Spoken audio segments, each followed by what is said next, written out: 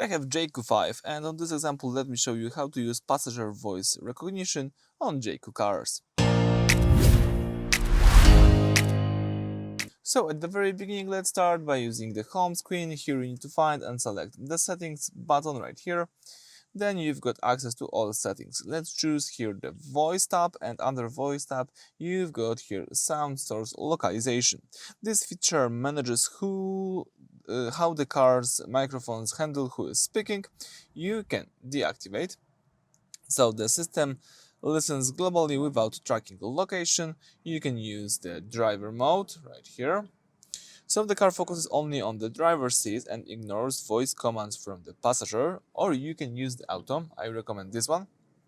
The system pinpoints exactly where the voice is coming from. If the passenger says, "Hello, Jaecoo, I'm cold," it will automatically adjust the temperature only on the passenger side of the dual zone climate control. So I think it's quite useful. Let me leave it like that with the auto.